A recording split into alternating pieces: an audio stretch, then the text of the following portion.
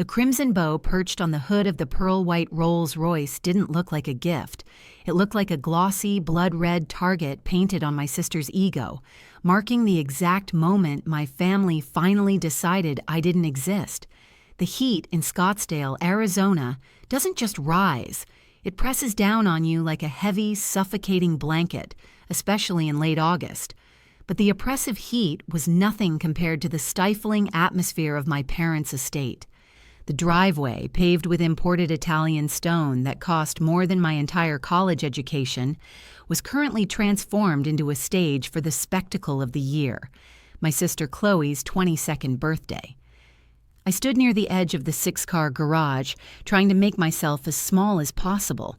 In my hand, I gripped the keys to my 2012 Honda Civic. The metal teeth dug into my palm, grounding me, a painful reminder of my reality compared to theirs. My car was parked down the street because my mother, Brenda, had explicitly told me not to clutter the aesthetic of the driveway with my dented bumper and peeling paint.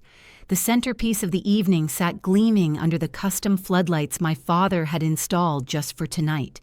It was a beast of a machine, a brand new pearl-white Rolls-Royce Ghost.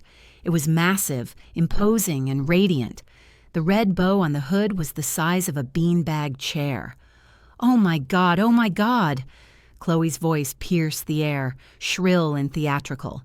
She was jumping up and down in her Louboutins, her phone held high as she live-streamed the moment to her 50,000 TikTok followers. Chloe was a professional lifestyle influencer, which in our family meant she was professionally unemployed and funded entirely by the bank of Richard and Brenda. She was blonde, petite, and wore the kind of manufactured innocence that plays well on camera but masks a viper's tongue.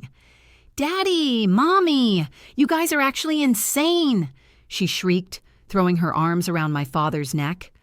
Richard, a tall, broad-shouldered man with silver hair and a perpetual tan, beamed with a pride I had never seen directed at me. "Only the best for our star," he boomed. His voice carried across the manicured lawn, ensuring the neighbors and the camera heard his generosity. I felt a knot of nausea twist violently in my stomach. Just last week, I had sat across from Richard in his sterile, glass-walled office and asked for help with my rent.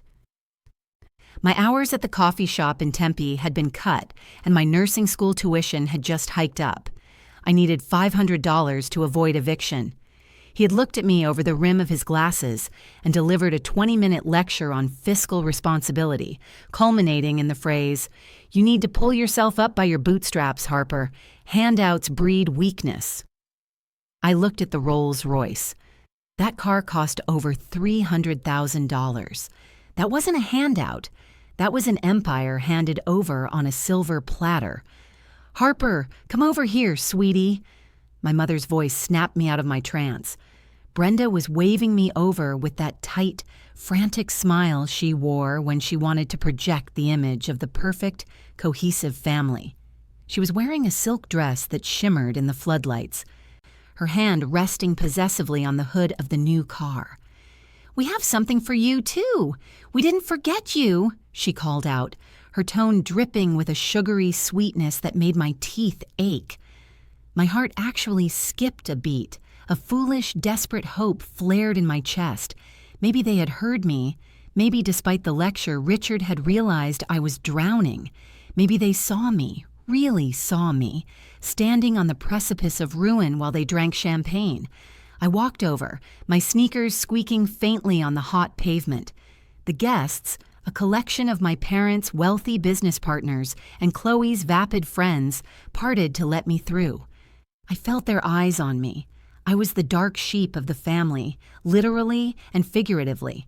While Chloe took after Brenda, I was the spitting image of my biological mother, a woman Richard had been with before he built his empire and before he met Brenda. Being the only black woman in a sea of Scottsdale Country Club, elitists always made me feel like an exhibit. But tonight, I felt like a charity case. Brenda reached into her clutch and pulled out a plain white envelope. It wasn't sealed. It was flimsy. "Happy late birthday," Richard grunted. He didn't even look at me. His eyes were fixed on the Rolls Royce, admiring his own purchase. My birthday was 4 months ago. They hadn't called. They hadn't sent a card. I had spent the day studying for a pharmacology exam and eating instant ramen alone in my apartment. I took the envelope. My hands trembled slightly. I opened it. Inside were 3 crisp $100 bills, $300. The silence that stretched between us was deafening, at least in my head. Around us, the party buzzed, but I felt like I was in a vacuum. $300 wouldn't even cover half my rent. It was an afterthought. It was scrap money. "It's for gas," Chloe giggled, leaning back against the warm metal of her new car. She didn't look at me. She was looking at her phone screen, checking her angles. "Since you have to drive that trash can all the way back to the ghetto tonight." The air left my lungs as if I'd been punched. The humiliation wasn't just in the paltry amount. It was in the intent. It was a message, clear and brutal. She is the princess. You are the peasant. You are lucky to get the crumbs. I looked at Richard. He was busy showing a neighbor the interior leather stitching. I looked at Brenda. She was signaling the caterers to bring out more hors d'oeuvres. Neither of them checked to see if I was okay. Neither of them cared that their other daughter had just insulted me in front of 50 people. "Thank you," I whispered.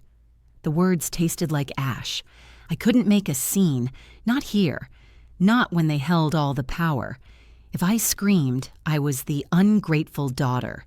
If I cried, I was emotional and unstable. So I swallowed the bile rising in my throat and shoved the envelope into my jeans pocket. "Smile, Harper," Chloe chirped, holding her phone up. "Family selfie." I forced the corners of my mouth up, my eyes dead, as she snapped a photo that would undoubtedly be captioned, "Blessed Family Goals." The rest of the night was a blur of servitude. Because I was family, Brenda expected me to help the staff. I cleared plates. I moved gifts. I watched Chloe rev the engine of the Rolls Royce while her friends cheered. By 2 a.m., the last guest had stumbled out, and the estate fell into a heavy, intoxicated silence. I was staying in my old childhood bedroom, a room that had been slowly stripped of my personality over the years and turned into a generic guest room. I sat on the edge of the bed, the white envelope sitting on the nightstand next to me. I stared at it. $300. My grandmother, Nana Rose, had passed away 3 years ago. She was Richard's mother, but she had been the only person in this bloodline who looked at me with anything other than disdain. She hated how Richard and Brenda treated me. "I've put something away for you, Harper," she had whispered to me in the hospice center, gripping my hand with surprising strength, "for when you need to escape. Don't let them keep you here." I had always assumed my parents controlled that money. Richard had told me, with a solemn face at the funeral, that Nana's estate was tied up in complex investments and that I couldn't touch my portion until I was 30. I believed him. He was a finance mogul. Why would he lie about money? But tonight, looking at that $300,000 car sitting in the driveway, purchased by a man who claimed to be cash poor when I asked for rent money, a dark, cold thought crept into my mind. If they could lie about loving me, could they lie about the money? My dad's home office was downstairs. The door was usually locked with a biometric keypad, but tonight, in their drunken celebration, I had seen him stumbling in and out to get cigars. I stood up. The house was silent. Save for the hum of the central air conditioning. My heart began to hammer against my ribs like a trapped bird. I wasn't just a disappointed daughter anymore. I was a suspicious one. I grabbed my phone and turned on the flashlight. It was time to find out what complex investments really meant. Have you ever felt like the outsider in your own family, watching everyone else get the support you desperately needed? Let me know in the comments if you've ever had to smile through a situation that was breaking your heart. If you're enjoying the story so far, please hit that like button and subscribe. I'm about to uncover a secret that changes everything. Comment Team Harper if you've got my back, and let me know where you're watching from. I crept out of the room, my socks sliding silently on the polished hardwood floors. The house felt massive in the dark, a sprawling labyrinth of shadows and expensive decor. Every creak of the floorboards sounded like a gunshot in the silence, threatening to wake the sleeping dragons upstairs. I held my breath, listening for the sound of Richard's snoring or Brenda's restless shifting. The air was cool, but sweat pricked at my hairline, born entirely of fear. The hallway leading to my father's office was lined with portraits of the family, mostly Chloe winning pageants or Richard shaking hands with local politicians. I was absent from the wall of fame, as usual. I reached the heavy mahogany door at the end of the hall. My hand hovered over the brass handle. Usually a red light blinked on the keypad, barring entry. Tonight, the light was off. The latch clicked softly as I turned it. The smell hit me first, a mix of aged leather, expensive cigars, and stale scotch. It was the scent of Richard's power. I slipped inside and closed the door until it was just a hair shy of latching, in case I needed to bolt. I didn't dare turn on the main lights. I swept my phone's flashlight beam across the room, illuminating the massive oak desk and the wall of built-in bookshelves filled with books he never read. I wasn't here for books. I moved quickly to the metal filing cabinets tucked discreetly behind his desk. My dad was old school. He didn't trust the cloud with everything. He liked paper trails, provided he was the only one who could see them. I pulled on the drawer labeled Trusts and Estates. It slid open on silent, well-oiled tracks. My fingers danced over the manila tabs, flipping past Chloe's college fund and Brenda's assets. Then I stopped. My breath hitched in my throat. There it was, typed in my father's sharp, capitalized font, Harper, Rose Estate. I pulled the thick folder out, the paper feeling heavy in my hands. It felt like holding a bomb. I set it down on the desk, the beam of my flashlight trembling as my hand shook. This was the secret they had kept guarded for 3 years. This was Nana Rose's final promise to me. I opened the folder. The first page was a quarterly statement from a private bank dated 3 months ago. I scanned the columns until I hit the bottom line. The number stared back at me, glowing in the white light of my phone. $450,000. I covered my mouth to stifle a gasp. $450,000. That wasn't just help with rent money. That was buy a house and pay for medical school money. Tears pricked my eyes. But they weren't sad tears. They were tears of relief. Nana had left me a lifeline. But as I flipped the page to the most recent statement dated yesterday, the relief shattered. The numbers had changed. The balance didn't say $450,000 anymore. It read 0.0. I blinked. Sure, I was misreading it. I rubbed my eyes and looked again. 0. The account had been drained completely dry. Panic, cold and sharp, spiked in my chest. Where did it go? I frantically shuffled through the papers until I found a yellow carbon copy stapled to the back. It was a wire transfer receipt. The recipient wasn't a bank or an investment firm. The destination read, Scottsdale Luxury Imports. The memo line simply said, Vehicle purchase, priority rush. The date was from 2 days ago, the exact price of the Rolls-Royce. The room seemed to spin. I grabbed the edge of the desk to steady myself. They didn't just buy Chloe a car, they stole my inheritance to do it.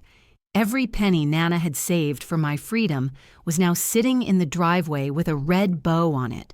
They had taken my future, liquidated it, and handed the keys to my sister for a few TikTok likes.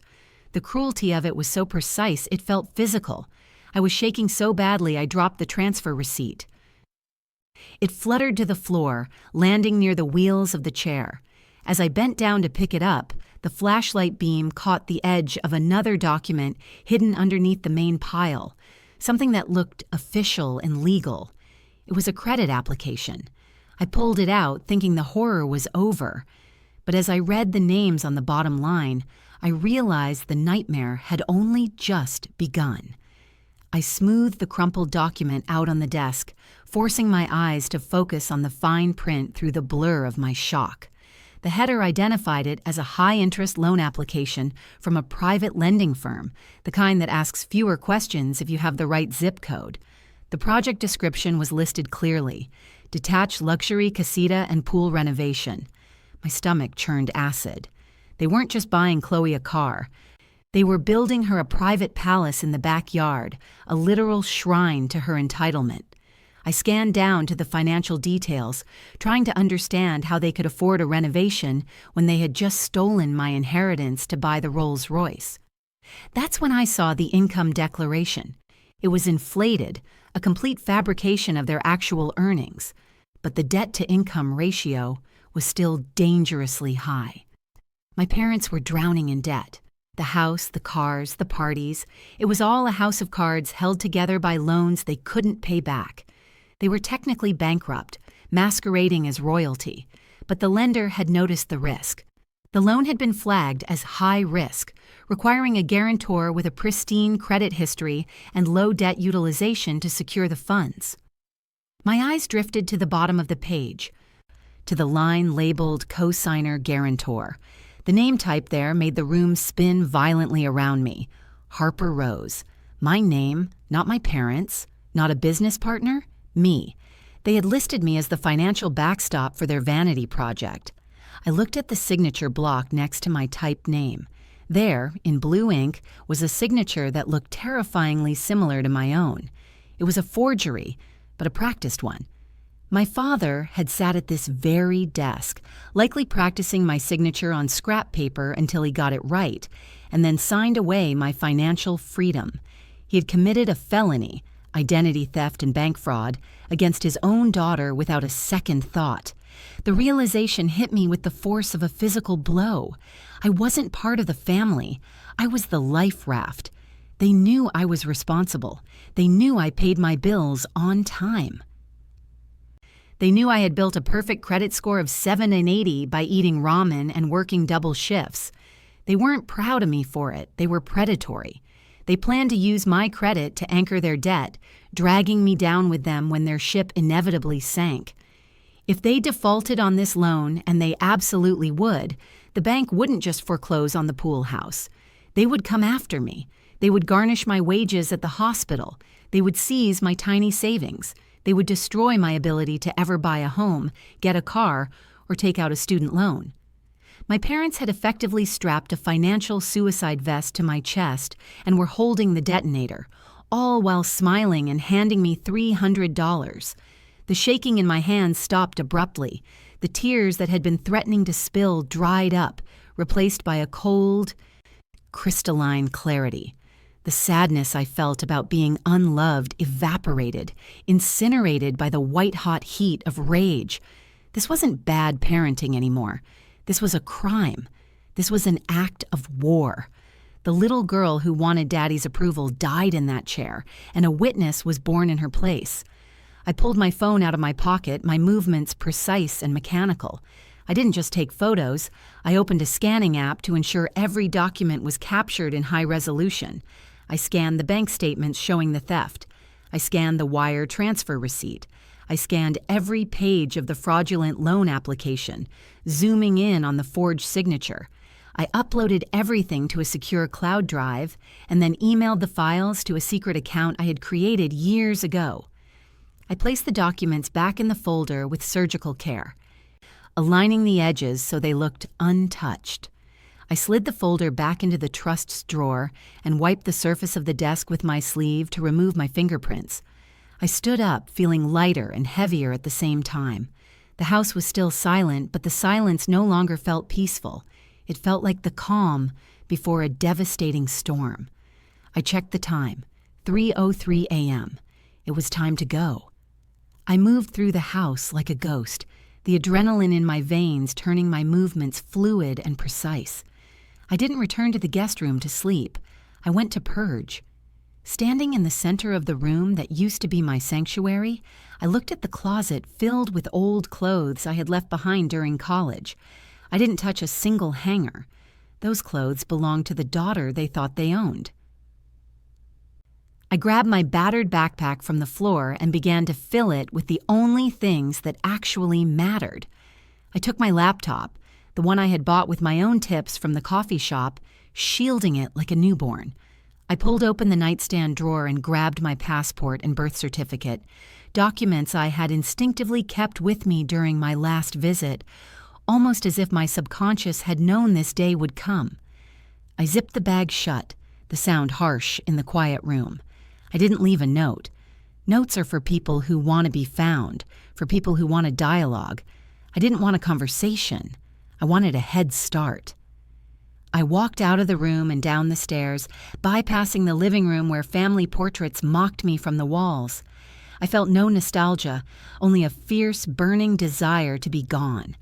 Stepping out into the cool Arizona night, the heat radiating off the pavement hit me, smelling of dry earth and jasmine. The silence of the neighborhood was absolute, a stark contrast to the chaos screaming inside my head. And there it was, the Rolls-Royce Ghost. Under the moonlight, the pearl-white paint shimmered with an almost supernatural glow. It didn't look beautiful to me anymore. It looked like a tombstone marking the death of my relationship with them. I stood by the front door, the heavy oak wood cool against my back, and pulled out my phone. The screen's glow illuminated my face as I opened my banking app. There it was, the $300 they had gifted me. A pathetic peace offering. With a few taps, I transferred every cent of it to an external high-yield savings account at a completely different bank, one they didn't know existed. Next came the nuclear option. I opened the family group chat, titled The A-Team by my mother. The last message was Chloe's photo of the car. My fingers flew across the keyboard, typing the words that would burn this bridge to the ground. I know about Nana's money. I have photos of the bank transfers. I have photos of the forged loan documents. I'm going to the police and then the IRS. Don't try to find me.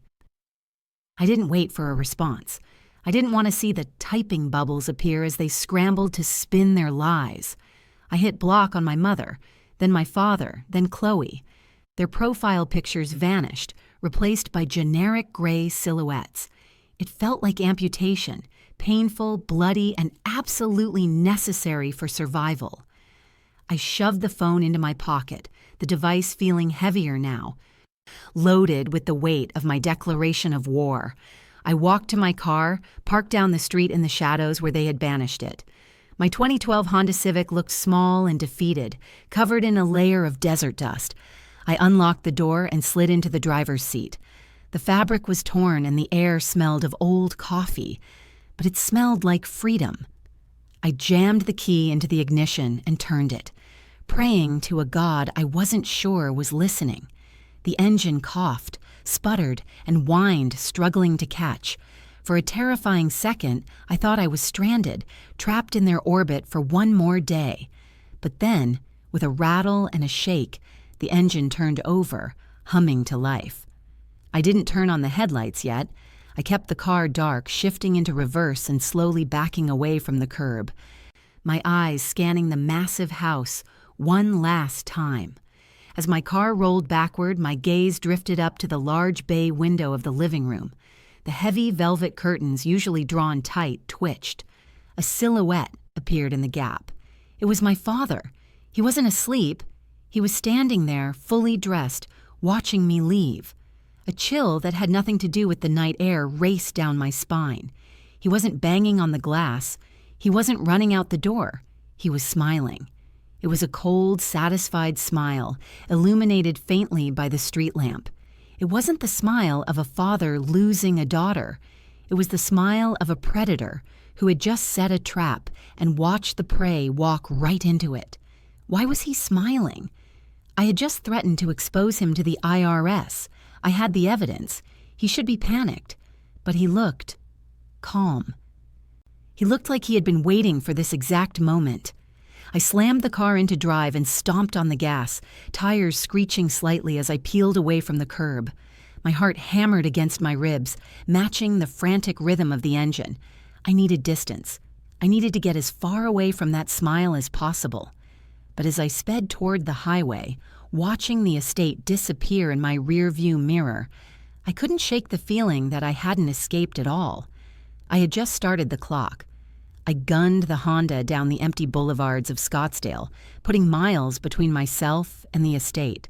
My hands were slick with sweat on the steering wheel, and every set of headlights in my rearview mirror made my heart seize. I half expected to see the grille of the Rolls Royce bearing down on me, hunting me down like sport. But the road behind me remained empty, a long ribbon of asphalt swallowed by the desert night. The silence in the car was suffocating, broken only by the rhythmic thumping of my tires against the road markers. 5 miles out, just as I was merging onto the I-10 freeway toward the open desert, my phone buzzed violently in the cup holder. The sound was so loud in the quiet cabin that I swerved slightly, correcting the wheel with a gasp. I stared at the screen, my chest tightening. I had blocked them all. Who could be texting me at 3:15 in the morning? Was it a threat? A bribe? A lawyer? I pulled onto the shoulder of the on-ramp, the gravel crunching loudly beneath my tires. I snatched up the phone, my thumb hovering over the screen. It wasn't a text message. It was a push notification from Credit Karma, the app I use to obsessively monitor the credit score my parents had just destroyed. The banner was red, signaling a high-priority alert. New inquiry detected. My stomach dropped. Had they applied for another loan already?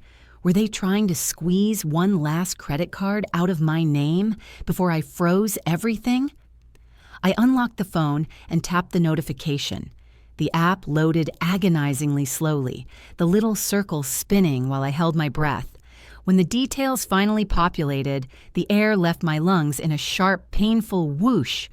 It wasn't a credit card application. It wasn't a loan for a pool house. The inquiry was from Apex Life and Casualty. The product type listed was Term Life Insurance Policy, high value. The face value of the policy was $2 million. I stared at the timestamp, 3:10 a.m. The world tilted on its axis. My father hadn't just watched me leave. He had been finalizing a bet on my life while I walked out the door. You don't take out a $2 million life insurance policy on a daughter you expect to live a long, happy life. You take it out on a liability you expect to disappear. He had been smiling because my departure made the narrative perfect. The troubled daughter runs away, vanishes into the night, and tragedy strikes. A wave of nausea crashed over me, more violent than before. I wasn't just a financial vessel for them anymore. I was now worth infinitely more dead than alive. If I came back and exposed them, they went to prison for fraud. If I died, or simply went missing, they got $2 million, paid off the house, kept the Rolls Royce, and played the grieving parents on the evening news. It was a win-win scenario for Richard. Provided I didn't survive to tell the tale, the realization recontextualized everything. The unsealed envelope with the cash, the open office door, the smile. Had he wanted me to find the papers? Had he goaded me into running away so he could claim I was unstable and missing? I looked out at the dark expanse of the desert stretching before me. It wasn't just an escape route anymore. It was a potential crime scene. I was alone, unfunded, and driving a car that could break down at any moment while my father held a $2 million ticket on my demise. I threw the phone back onto the passenger seat as if it were burning hot. I couldn't stay here on the side of the road. I was a sitting duck. I slammed the car into drive and merged onto the highway, pressing the accelerator until the speedometer shuddered past 80. The lights of Phoenix began to fade in the distance, replaced by the crushing blackness of the wilderness. I wasn't crying anymore. Fear had calcified into something harder, sharper. I checked the mirrors again. No one was following me yet, but the paranoia was already setting in. Every shadow looked like a threat. Every car passing me felt like a hit squad. I needed to get off the grid. I needed to disappear, but on my terms, not theirs. I needed to become a ghost before they could turn me into a corpse. The game had changed from financial survival to physical survival. I drove until the gaslight flickered on, deep into the pre-dawn grayness of the New Mexico border. My eyes were burning, dry and gritty, but I didn't blink. I kept thinking about that smile. It was the smile of a man who thought he had already won.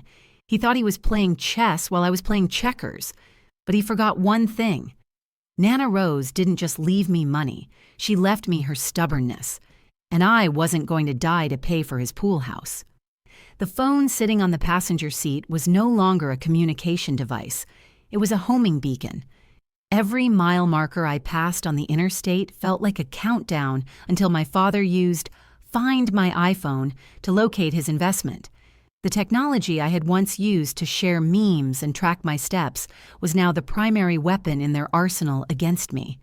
I realized with a jolt that as long as that device was active, I wasn't running away. I was just leading them on a guided tour of my panic. I pulled off the highway at a desolate truck stop near the New Mexico border, the kind of place where 18-wheelers idled like sleeping beasts and the air smelled of diesel and stale coffee. I grabbed the phone and marched toward the row of dumpsters behind the main building, my boots crunching on the gravel. I didn't hesitate. I wound up and hurled the device as hard as I could against the rusted metal side of the bin. The screen shattered with a satisfying crunch, spiderwebbing into oblivion. But breaking the screen wasn't enough for the paranoia gnawing at my gut. I picked up a heavy rock from the ground and smashed the device again and again until the casing cracked open and the battery lay exposed. I stomped on the remnants, grinding the circuits into the dirt until it was nothing more than plastic confetti and silicon dust. I kicked the pieces under the dumpster, breathing hard in the cool night air. The silence that followed was terrifyingly absolute. I was now digitally invisible, a ghost in the machine. Back in the car, I knew I couldn't drive much longer without sleep, but stopping felt like surrendering. I drove for another hour until I saw a flickering neon sign for the Desert Sands Motel. It looked like the kind of place where questions were discouraged and cash was king. I parked the Honda around the back, wedging it between a dumpster and a broken vending machine to keep it hidden from the main road. If the police were already looking for my license plate, I couldn't leave it out in the open. The night clerk was a withered man with skin like parchment paper, who didn't even look up from his portable TV when I walked in. I slid $40 in cash across the counter, emergency money I kept in my glove box, and asked for a room in the back. He slapped a heavy metal key on the counter without asking for ID, which was the only mercy I had received all night. I took the key and hurried to room 104, constantly checking over my shoulder for the flash of high-beam headlights. The room smelled of lemon cleaner and decades of cigarette smoke, but it had a heavy deadbolt. I locked it, engaged the chain, and then dragged the solitary wooden chair under the doorknob for good measure. I collapsed onto the lumpy mattress, my body vibrating with exhaustion, but my mind was a hive of activity. I wasn't safe here, not really, but I was stationary. I pulled my laptop out of my bag, grateful I hadn't connected it to the motel's Wi-Fi. I needed to review the evidence one more time. I opened the file containing the scanned documents, the blue light of the screen illuminating my face in the dark room. I stared at the life insurance policy again, dissecting the fine print. That's when I noticed something I had missed in my initial panic. The policy listed a secondary beneficiary, a trustee, in case of my parents' incapacitation. The name wasn't a family member, it was Elias Thorne. I recognized the name.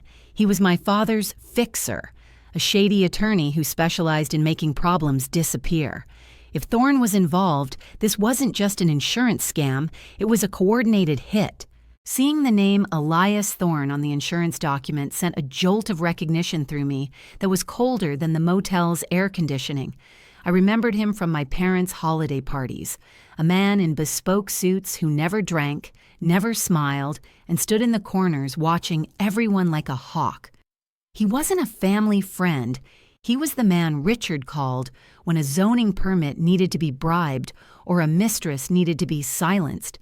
If his name was on my death benefit, my demise wasn't going to be an accident. It was going to be an orchestrated event, meticulously planned and executed by a professional who left no fingerprints. The realization forced me off the bed and onto my feet, pacing the small, stained carpet like a caged animal. I had assumed this was a financial crime, a desperate grab for cash by parents living beyond their means. but involving Thorn meant they had graduated to something far darker. They weren't just waiting for me to die. They had hired a facilitator to ensure the payout happened before the loan interest piled up. I wasn't running from bad parents anymore. I was running from a contract killer with a law degree. The walls of the motel room suddenly felt very thin, as if eyes were already watching through the drywall. When the sun finally bleached the desert sky white, I ventured out, wearing a hoodie pulled low over my face despite the heat. I found a convenience store 3 blocks away, keeping my head down and avoiding the security cameras. I bought a cheap prepaid burner phone and a reloadable debit card with the cash I had left, counting out the bills with trembling fingers. Every person who walked in, a trucker, a mom with a stroller, made my muscles coil, ready to run. I was operating on instinct now, driven by a primal need to stay one step ahead of the hunter. I couldn't risk using the motel's Wi-Fi, which could easily be traced if Thorn had access to my digital footprint. I drove 10 miles to a public library in the next town over, parking the Honda in a blind spot behind a dumpster. Inside, the smell of old paper and dust calmed me slightly. I logged onto a public computer using a guest pass, my eyes darting around the room. I needed to know if the money transfer had cleared, but more importantly, I needed to know exactly what kind of monster I was up against. I typed Elias Thorn Attorney into the search bar. The results were sanitary: charity galas, board memberships, generic legal awards. But then I went to the second page of Google, then the third, digging into the forums and local crime blogs. I found a thread from 2 years ago about a contractor who fell asleep at the wheel after threatening to sue one of Thorn's clients. The coroner ruled it accidental, but the comments section was full of people whispering about brake lines and paid-off inspectors. My father had sicked a shark on a goldfish. Panic threatened to paralyze me again, but I shoved it down. Running wasn't enough. If I just ran, they would eventually find me. I needed to disrupt their coordination.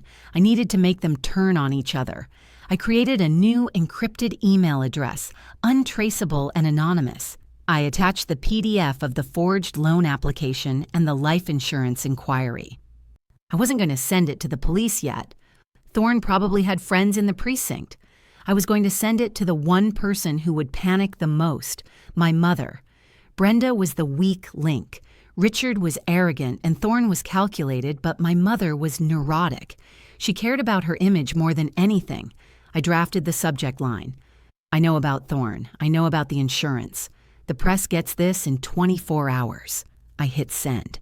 It was a bluff. I didn't have a press contact yet, but they didn't know that.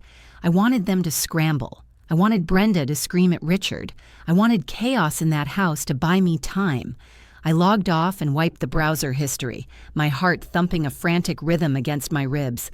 I practically ran back to the car, feeling the phantom gaze of Thorn on the back of my neck. I couldn't stay in New Mexico. It was too close. I needed to get lost in a crowd somewhere big and chaotic where a girl in a dented Honda was invisible. I looked at the map. Texas was too open. California was too expensive.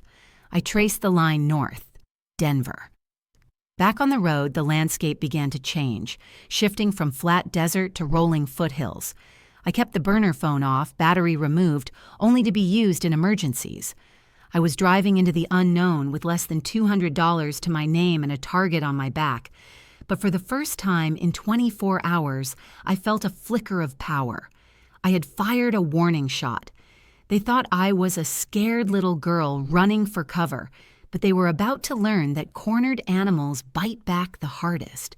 The drive north into Colorado was a blurred nightmare of caffeine withdrawal and white-knuckle driving. The Honda Civic, my faithful but dying steed, groaned in protest as the elevation climbed. The dashboard temperature gauge crept dangerously high, flirting with the red zone, threatening to strand me on the side of the I-25. By the time the Denver skyline emerged from the haze, jagged and gray against the mountains, my hands were cramping permanently into the shape of the steering wheel. I wasn't arriving as a conqueror. I was limping into the city like a wounded animal seeking a cave. I navigated off the highway, avoiding the downtown area where cameras were dense, and steered toward the gritty stretch of Colfax Avenue. The neon signs here flickered with the same desperation I felt. Pawn shops, liquor stores, and motels that rented by the hour. I pulled into a sprawling 24-hour Walmart parking lot, tucking the car between a massive RV and a beat-up pickup truck. The anonymity of the crowd was my only shield. I killed the engine, and the silence that filled the cabin was sudden and ringing. I was safe for the moment, but the cold mountain air was already seeping through the thin glass. I huddled in the back seat, covered by a scratchy blanket I had kept in the trunk for emergencies. I counted my remaining cash by the light of a street lamp. $112. That was it. That was my net worth. It wouldn't buy a safe hotel room, and it certainly wouldn't buy a lawyer to fight Elias Thorne. The reality of my poverty hit me harder than the cold. I was fighting billionaires with pocket change. I needed to be smarter, not just faster. I needed to know if my grenade had gone off. I powered on the burner phone, my finger hovering over the email app. I connected to the store's free Wi-Fi, the signal weak but functional. My inbox pinged immediately. There was one reply from my mother. The subject line was simply, "Harper, please." I opened it, my breath catching in my throat. The message was frantic, riddled with typos, completely unlike the polished Brenda I knew. "You don't understand. It's out of control. Thorne isn't who you think he is. Richard is spiraling. Don't go to the police yet. Call me. We can fix this. Just come home." I stared at the screen, analyzing every word. "We can fix this" was code for "we can pay you off to stay quiet." But the fear in her tone felt genuine. She wasn't just managing a PR crisis. She was terrified of Thorne. My bluff had worked. It had driven a wedge between them. But her warning about Thorne sent a fresh wave of ice through my veins. If Brenda, a woman who lived in a bubble of denial, was scared of him, then I had underestimated the danger. He wasn't just a lawyer, he was the cleanup crew. Then a thought struck me, sharp and terrifying. If Thorne was as connected as the forum suggested, he wouldn't just be looking for me, he would be looking for the car. License plate readers, ALPRs, were mounted on police cruisers and tow trucks all over the country. They scanned thousands of plates a minute, uploading the data to a central database. If Thorne had flagged my plate as stolen or associated with a missing person, every cop in Denver was a potential sensor in his net. My car wasn't an escape pod, it was a tracking device. I looked around the interior of the Civic. This car had been my first taste of independence. It was where I cried after breakups, where I studied for finals, where I sang along to the radio. Leaving it felt like cutting off a limb, but keeping it meant death. I couldn't sell it. That would create a paper trail. I couldn't park it legally. I had to dump it. I had to vanish on foot. The realization made my stomach turn, but the survival instinct was louder than the sentimentality. I wiped down the steering wheel, the door handles, and the dashboard with a sanitizer wipe I found in the glove box, erasing my physical presence. I took the license plates off with a dime, scratching my fingers raw in the process, and shoved them into my backpack. I couldn't leave the plates for a scanner to pick up. I stepped out into the cold night air, locking the doors one last time. I walked away from the car without looking back, merging into the shadows of the parking lot. I walked for blocks, the cold biting through my thin hoodie. I found a storm drain near a darkened industrial park and slid the license plates through the grate. They clattered into the darkness below, gone forever. I was officially a ghost now. No vehicle, no phone, no home. I was just another face in the city. But as I turned the corner onto a busier street, a black SUV with tinted windows rolled slowly past me. It didn't speed up. It didn't slow down. It just cruised, predatory and silent. My heart hammered against my ribs. Was it paranoia? Or was Thorne's reach longer than I could imagine? I ducked into an alleyway, pressing my back against the brick wall, trying to control my breathing. The SUV turned the corner and disappeared. but the feeling of being watched remained. I needed shelter, and I needed allies. I remembered a name, someone Nana Rose had mentioned once, an old friend who lived in the mountains. It was a long shot, a desperate Hail Mary, but it was all I had left. The alleyway offered little shelter from the biting Colorado wind, which cut through my hoodie like a knife. I waited for 10 agonizing minutes, pressed against the rough brick, listening for the return of the black SUV's engine. The city sounds of Denver, distant sirens, the hum of traffic, were the only things breaking the silence. I was freezing, exhausted, and terrified, but the adrenaline kept my mind sharp. I couldn't stay in the open. I needed to move, but without a car or a phone, I was navigating a modern world with Stone Age tools. I forced my mind to focus on the one name Nana Rose had whispered to me during her final days in hospice, Jeremiah Stone. She had told me he was the only man Richard feared, a former forensic accountant who knew where all the bodies were buried before he grew a conscience and vanished. She said he lived in Golden near the foothills, where the air is too thin for liars. I didn't have an address, just a name and a general location. It was a needle in a haystack, but it was the only needle I had. I walked 3 miles to a 24-hour diner that glowed like a beacon in the dark industrial district. The bell chimed as I entered, drawing the gaze of a trucker and a tired waitress. I slid into a booth in the back, away from the windows, and ordered a black coffee. When the waitress brought it, I asked the question that made me feel like a time traveler. "Do you have a phone book?" She looked at me with pity, pulled a battered yellow directory from under the counter, and dropped it on my table. I flipped through the pages, the paper thin and smelling of grease. Smith, Stevens, Stone. There were dozens of Stones. I scanned for Jeremiah. There was only one listing, with an address on Lookout Mountain Road. It was a landline, a relic just like him. I tore the corner of the page off, memorizing the address. It was miles away, up a canyon road that wound into the dark mountains. I counted my cash again. A cab would take all of it. A bus would get me halfway. I took the bus to the end of the line in Golden, stepping off into a town that felt asleep and indifferent to my plight. The foothills loomed above me, black shapes against the starry sky. The air here was thinner, crisp and cold. I began to walk. The road was steep, winding upward into the darkness. My legs burned and my breath came in ragged clouds, but I pushed on.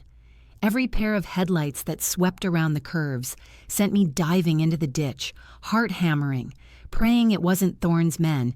It took me 2 hours to reach the address. The house wasn't a house. It was a fortress. It was a low-slung structure built of stone and timber, perched on a ledge overlooking the glittering grid of Denver below.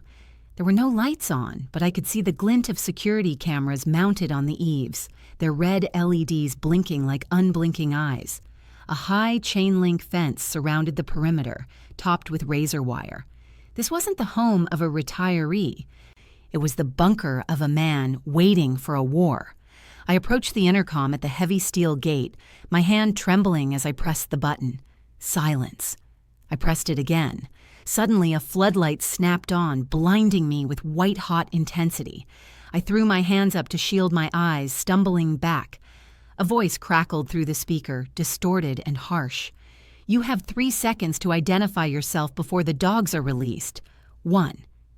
The menace in the voice was real. This was a man who didn't call the police. He handled problems himself. "I'm Harper," I screamed into the light, my voice cracking. "Harper Rose! Nana Rose sent me."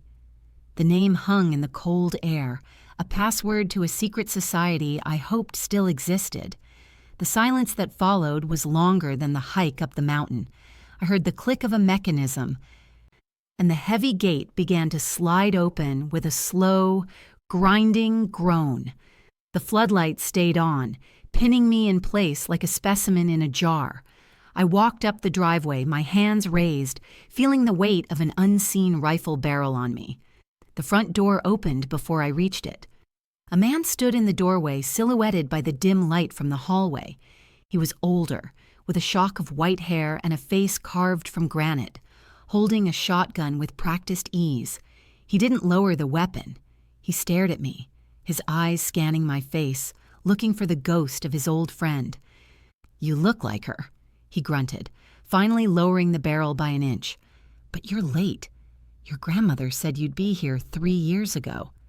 He stepped aside, gesturing for me to enter the warmth. "Get inside. If you're here..." That means Richard finally got greedy enough to make a mistake. As I stepped past him, I saw a wall of monitors in his living room. He hadn't just been waiting, he had been watching. And on one of the screens, I saw a grainy image of a black SUV idling at the bottom of his driveway. Jeremiah Stone didn't look at the monitor showing the approaching SUV. He looked at me, his expression unreadable. He walked to a wall safe hidden behind a fake electrical panel, spun the dial with mechanical precision, and pulled out a heavy, encrypted hard drive. "Your grandmother knew Richard was a crook," he said, his voice gravelly. "She didn't just leave you money, Harper. She left you insurance. This drive contains every shell company, every tax evasion, and every laundered dollar your father ever hid. She told me to give it to you if he ever crossed the line. Attempted murder is a pretty big line." My hands shook as I took the drive. Outside, the black SUV had bypassed the gate and was tearing up the driveway, gravel spraying like gunfire. Thorne wasn't being subtle anymore. He was coming to finish the job before the sun fully rose. Stone moved to his computer console and typed a rapid sequence of commands. "I've just forwarded the contents of this drive to the FBI's Financial Crimes Division, along with the footage of Thorne breaking my gate. But we need to buy 5 minutes for the cavalry to arrive." The heavy oak front door shuddered as something heavy slammed against it. Thorne was trying to kick it in. I shrank back, but Stone handed me a tablet showing a live feed of the front porch. "Don't hide," he commanded. "Witness it." On the screen, Thorne pulled a handgun from his jacket, aiming at the lock. But before he could pull the trigger, blinding floodlights, brighter than the sun, erupted from the eaves, and a deafening siren screamed across the canyon, echoing off the mountains like a banshee. Thorne stumbled back, shielding his eyes, disoriented by the assault on his senses. At that exact moment, the tablet in my hand pinged. It wasn't a text. It was a news alert. Stone had leaked the documents to the press simultaneously. I watched as the headline flashed across the screen. "Scottsdale tycoon Richard Rose indicted in massive Ponzi scheme. Hitman linked to daughter's disappearance." My phone, the burner I thought was anonymous, started buzzing. It was a call from an unknown number. I answered. It was the FBI.